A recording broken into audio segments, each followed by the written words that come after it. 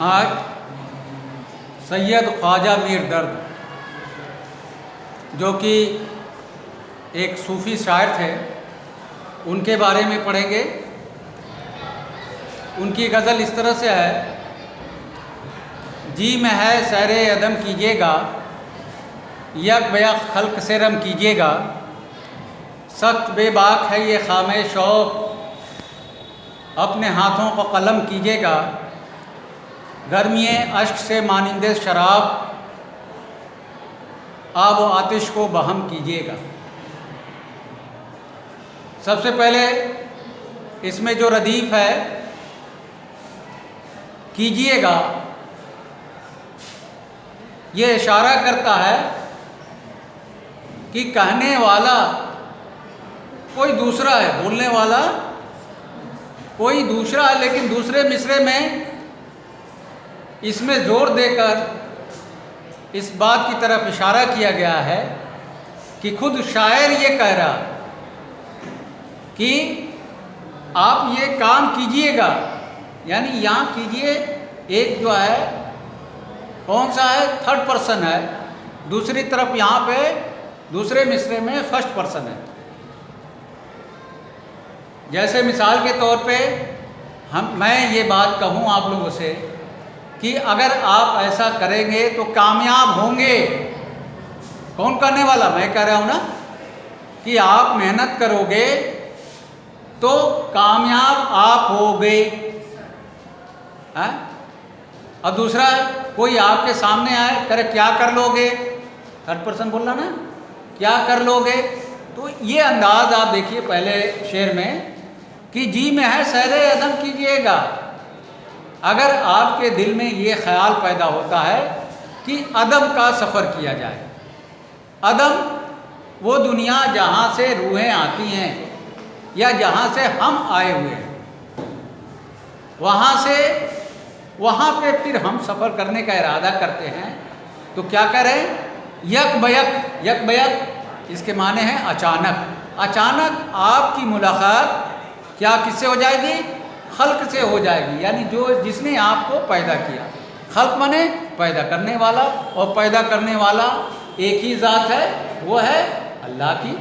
تو جب آپ عدم کا سفر کیجیے گا، یعنی جہاں سے آپ آئے ہیں وہاں واپس جانے کا ارادہ کیجیے گا، تو آپ کو فوراً آپ کی سچائی، آپ کو علم جو ہے، علم کے دروازے کھل جائیں گے اور آپ کی ملاقات اس سے ہو جائے گی جس نے آپ کو پیدا کیا ہے، ٹھیک ہے؟ اور وہ پیدا کرنے والے کی ذات ایک اللہ کی ہے، وحدہ لا شریک، یعنی اس کا کوئی شریک نہیں، وہ اکیلا ہے۔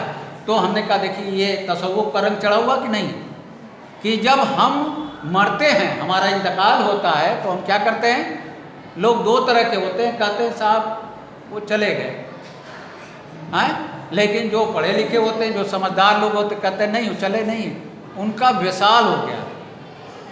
وصال وصل سے بنا ہے، ملنے سے، یعنی وہ مل گئے۔ کس سے مل گئے بھائی؟ جس نے اسے بھیجا تھا یا جس نے اسے پیدا کیا تھا۔ تو کہنے کا بات یہ ہے کہ پیدا کرنے والے کی ذات اور مارنے والے کی ذات ایک ہے، ٹھیک ہے؟ تو جس نے پیدا کیا وہی مار سکتا ہے، ٹھیک؟ اور جس نے پیدا نہیں کیا وہ مار بھی نہیں سکتا۔ کہنے کا مطلب ہے کہ اس سے یہ بھی بات ظاہر ہوتی ہے کہ زندگی اور موت ایک کے ہاتھ میں ہے، ایک خدا کے ہاتھ میں ہے، اور دنیا کی کوئی ایسی طاقت جو ہے کسی کو نہیں مار سکتی۔ ہم دیکھتے ہیں کہ 4 منزلیں اوپر سے گرے ہوئے لوگ بچ جاتے ہیں، کیا ہوتے ہیں؟ وہ بچ جاتے ہیں، ان کی جان بچ جاتی ہے، اور چلتا پھرتا انسان جب اسے ٹھوکر لگتی ہے اور گر کے اس کی روح جو ہے پرواز کر جاتی ہے، یعنی وہ مر جاتا ہے۔ سمجھ رہے ہیں نا بات کو؟ تو اس سے یہ ظاہر ہوتا ہے کہ مارنا اور زندگی دینا صرف ایک کے ہاتھ میں ہے، اور یہ وہی طاقت دے سکتی ہے جس نے آپ کو پہلی بار پیدا کیا، وہی مار سکتا ہے۔ دنیا کی کوئی طاقت، کوئی شیر، کوئی چیتا، کوئی بھیڑیا آپ کو، یا کوئی بھی بندوق کی گولی آپ کو مار نہیں سکتی۔ ایک بندوق کی گولی جس کو لگتی ہے कुछ लोग मर जाते हैं एक ही गोली में, और किसी को 4-5 गोलियां लग जाती उसके बाद भी जिंदा रहता। बात समझ में आ गई ना। तो कहने का मतलब यह है कि जब हम अदम का सफ़र करेंगे वहाँ से जहाँ से हम आए हुए हैं इस दुनिया में, अगर इरादा करते हैं और जब हम वापस जाएंगे तो वहाँ पे अचानक हमारी मुलाकात उस ज़ात से होगी जिसने हमें पैदा किया। बात समझ में आ गई। तो इस तरह से इसमें जो रदीफ़ है कीजिएगा ये इसमें पहले मिसरे में वाहिद मुतकल्लिम है, यानी वाहिद है कलाम करने वाला या जो कह रहा है, या दूसरा है थर्ड पर्सन है, और दूसरे मिसरे में वो फर्स्ट पर्सन है यानी जो शायर है वो दावा कर रहा है कि आपकी मुलाकात होनी ही होनी है। और शायर कौन है? ख्वाजा मीर दर्द जो सैयद भी थे। बात समझ में आ गई। अगला दूसरा शेर देखें। सख्त बेबाक है ये खामे शौक, अपने हाथों को कलम कीजिएगा। अब इसमें एक तरफ तो एक स्टेटमेंट दिया जा रहा है, कह रहा है बेबाक है। बेबाक यानी जो उसके दिल में इरादा होता है वो ज़ुबान से कर देता है या हाथों से लिख देता है। वो कौन सा है? खामे शौक, लिखने का जज्बा। हाँ, लिखना बहुत सारे लोग होते हैं, किसी को एक्टिंग करने का जज्बा होता है खूब, कोई भी वो हर जगह एक्टिंग करता रहता है। किसी को जो है खेलने कूदने का शौक़ होता है, जज्बा होता है, वो कहीं भी खिला दीजिए टॉप मोस्ट में आ जाता है, उसको कोई छाट नहीं सकता। तो उसी तरह से कुछ लोग लिखने वाले होते हैं, पढ़ने वाले होते हैं, तो वो दिन रात सिर्फ पढ़ने और लिखने की बात करते हैं। ठीक है, उनको दुनिया की कोई ताकत जो है उन्हें सतपस्त नहीं कर सकती, दबा नहीं सकती। यानी ये जो अंदर से जज्बात होते हैं, इसका कहने का मतलब ये है कि जो अंदर के जज्बात होते हैं उसको कोई नहीं रोक सकता। अब क्या है, अब आपके अंदर जज्बात है, आपसे कहा जाता है कि आप पढ़िए, तालीम हासिल करिए, लेकिन आप पढ़ते नहीं। क्यों? क्योंकि आपकी जो जज्बात हैं वो पढ़ने के लिए नहीं बने, क्योंकि आपको ज़बरदस्ती पढ़ाया जा रहा है। इसका मतलब या तो मैं ज़बरदस्ती पढ़ा रहा हूँ या आपके माता पिता पढ़ा रहे हैं, आपके वालिदैन जो हैं ज़बरदस्ती आपके साथ कर रहे हैं। लेकिन अगर इन्हीं तलबा में से, आप में से अगर कोई बंदा ऐसा आता है तो जिस पे क्या करते हैं कि जिसके अंदर के जज्बात होते हैं, तो वो हर वक्त अगर कोई टीचर आता, उस्ताद उसका क्लास में मौजूद है तो ठीक, अच्छी बात है, बड़े गौर से उसकी बातों को सुनता है। ना भी है तो वो कोई भी किताब जिसकी इनकम्प्लीट है, तैयारी नहीं है, उसकी तैयारी में लग जाता है। क्यों? क्योंकि उसको शौक़ है पढ़ने से, लिखने से। और ऐसे ही लोग माजी में जो है मुस्तकबिल में कामयाब होते। तो हाल उनकी मेहनत जो हाल में करते हैं, मुस्तकबिल में ऐसे ही बच्चे कामयाब होते हैं जिनके अंदर जज्बे शौक़ होता है पढ़ने लिखने का। तो शायर कह रहा सख्त बेबाक है ये खामे शौक़, यानी ये बहुत बेबाक है, यानी इस पर कोई रोक पाबंदी नहीं है, यानी ये किसी की बातों को सुनता नहीं है। तो क्या करिएगा उसको रोकने के लिए? उसके हाथों को कलम कर दीजिएगा। हैं? तो क्या कलम कर दीजिए तो लिखने से बांध होएगा? नहीं आएगा, कतई नहीं आएगा। क्योंकि लिखने का जज्बा कहाँ से आ रहा? दिल के अंदर से आ रहा है, अंदर से बाहर निकल रहा है। हाथ तो एक मीडियम है, अगर उसके हाथों को कलम कर लीजिए, उसके कलम को छीन लीजिए, तो लिखना तब भी बंद नहीं करेगा, किसी और चीज़ को कलम बना लेगा। खूने दिल दे के निखारे हैं रुखे बरगे गुलाब, हमने गुलशन के तहफ़्फ़ुज़ की कसम खाई। शेर में देखिए कि हमने एक वादा कर लिया है कि हमें वतन की मोहब्बत को, वतन को बचाना है, दुश्मनों से बचाना है। तो हम क्या है, उसके लिए हमने खूने दिल के निखारेंगे, यानी हम अपना खून भी निछावर कर रहे हैं, अपनी जान भी दे सकते हैं। तो ये जज्बात अगर किसी के अंदर है लिखने पढ़ने का, तो उसके हाथों को भी कलम कर दीजिएगा, तो वो पैरों से लिखना शुरू कर देगा। समझ रहे हैं? क्योंकि जो जज्बात है, जो लिखने का हुनर है, वो कहाँ से आ रहा? अंदर आ रहा। आपके हाथ तो आपके पास भी है। जितने लोग क्लासरूम में मौजूद हैं सबके पास 2-2 हाथ हैं, 2 पैर हैं, आंखें हैं, दिमाग भी है माशाअल्लाह, उसके बावजूद भी लिखते पढ़ते कम है। इसके मतलब कहीं ना कहीं किसी आपके जज्बे में कमी है। ठीक, आपके जज्बात अभी उभर नहीं पाए हैं, किसकी तरफ राग़िब नहीं हो पाए हैं, पढ़ाई लिखाई की तरफ। तो अपने हाथ तो लिखने पढ़ने वाला बंदा है, तो उसको दुनिया में कोई भी ताकत जो है उसे रोक नहीं सकती है। بہت سارے ایسے مہاپروش ہوئے ہیں جو اسٹریٹ لائٹ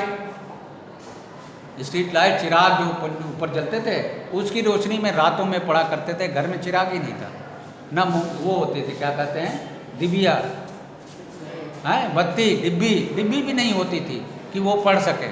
تو کہاں چلے جاتے تھے؟ سڑک کے کنارے اسٹریٹ لائٹ ہوتی اس کے نیچے بیٹھ کے رات بھر پڑھتے تھے, 2-4 گھنٹے پوری رات پڑھ جاتے تھے.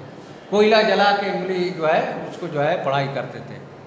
تو کیا آج تو ہم آپ کے پاس پنکھا بھی ہے, اے سی بھی ہے, لائٹ بھی ہے, LED لائٹ ہے, چمکتی ہوئی لائٹ, اس کے بعد بھی ہم پڑھتے نہیں ہیں, دوسرے کام فالتو کام زیادہ کرتے ہیں. اس کے مطلب کہیں نہ کہیں آپ کے اندر پڑھنے لکھنے کا جذبہ مجروح ہو رہا, کمزور ہو رہا, سمجھ رہے ہیں؟ اس وجہ سے آپ پڑھ نہیں رہے.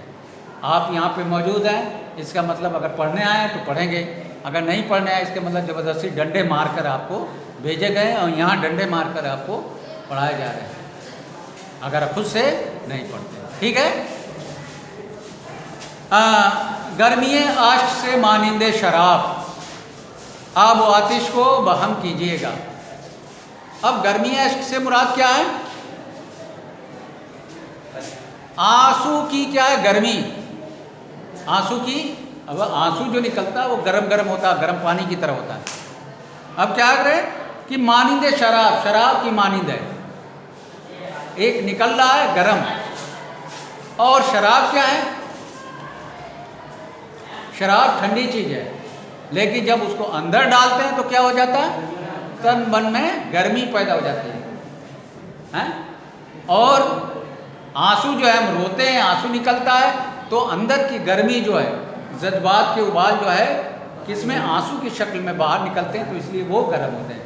اور جب جذبات اندر پیدا ہوتے ہیں تو اندر کی گرمی ہوتی ہے. تو 2 طرح کی گرمی ہوتی ہے نا, ایک چیز جیسے شراب ہم اندر ڈالتے ہیں تب گرمی پیدا ہوتا ہے, یا پھر جذبات اندر ڈالا جائے تو گرمی پیدا ہوتی ہے اندر, اور وہ آنسو کی شکل میں نکلتا ہے. یہ بات تو ایک اسٹیٹمنٹ ہے. دوسرے مصرے میں کیا کر رہے ہیں اس پہ دیکھیے گا, دوسری لائن, آب و آتش کو بہم کیجیے گا. یعنی آپ ایسا کر کے کیا کریے گا, یعنی ایک تو گرمی ہے, ٹھیک ہے, اور ٹھنڈا پانی سوچ رہے ہیں وہ اور گرمی پیدا کرے گا. جذبات تو اور پانی, اس کو شراب پلا دیجیے عاشق کو, تو پھر کیا ہو جائے گا, کیسی صورت ہوگی؟ آب و آتش یعنی پانی اور آگ کو ایک ساتھ ملائیے گا. پانی اور آگ کو ایک ساتھ ملانے کیا ہوگا؟ دونوں کا وجود ختم ہو جائے گا. ہے کہ نہیں بات؟ یعنی دونوں کا وجود, کون سا وجود ہے بھائی؟ آگ کا کام ہے جلنا اور پانی کا کام ہے بجھانا. تو جب آگ ہے, پانی چھڑکیں گے تو کیا ہوگا؟ پانی جو ہے آگ کو بجھا دے گی, لیکن پانی خود کیا ہو جائے گی؟ بھاپ بن کے اڑ جائے گا. یعنی دونوں لوگوں کا وجود ختم ہو جائے گا. تو یہ تو بڑی الٹی بات ہے بھائی, کہ ہم جب ایک چیز کو دبانے کے لیے دوسری چیز کا استعمال کرتے ہیں اور ایک جگہ اکٹھا کریں گے تو دونوں کا وجود خطرے میں لاحق ہو جائے گا, دونوں ختم ہو جائیں گے. تو دیکھیے کتنی اچھی باتیں کی ہیں کہ ہم عشق کرنے والوں کو چاہیں تو اس کو ہم سرپیس نہیں کر سکتے, دبا نہیں سکتے.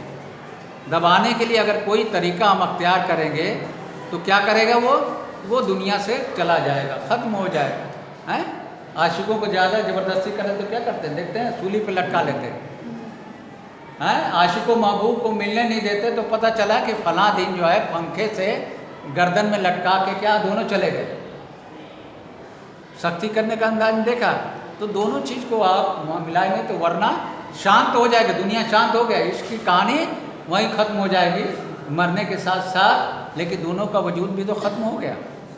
یہ ہم سمجھانے کے لیے بات کر رہے ہیں. شاعری میں الگ ہے. تو کہنے کا مطلب یہ ہے کہ عشق کا معاملہ ایسا ہے کہ جب وجود کو ہم مٹا دیتے ہیں تب ہمیں کیا چیز ہوتا ہے؟ حقیقت کا علم ہوتا ہے.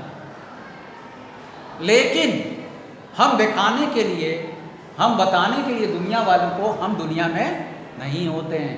یعنی جب ہم دنیا سے سفر کا ارادہ کرتے ہیں تو پھر ہم دنیا میں لوٹ کر نہیں آتے, اور اگر ہم وہاں جا کے حقیقت اگر معلوم بھی ہو جائے تو ہم دنیا والوں کو نہیں بتا سکتے. دنیا والے بھلے اس کی یاد میں مرثیہ पढ़ते रहें। कहते अरे बड़ा नेक बंदा था बेचारा, जवानी में मर गया, इश्क की आग लग गई, दोनों घर वाले लड़के के परिवार वाले लड़की को छेड़ेंगे, अरे लड़की बड़ी वो थी उसने फांस लिया, लड़की वाले कह रहे लड़का बहुत, ऐसी बातें होती ना दुनियादारी की। लेकिन जब वो यहाँ से चले गए, जहाँ से आए थे वहाँ पहुँच गए, तो उन्होंने क्या देखा, अरे दुनिया की ज़िंदगी तो कुछ भी नहीं है, यहाँ की ज़िंदगी तो बड़ी गुलजार है, बड़ी लंबी है, ना यहाँ भूख है न प्यास है, कुछ है।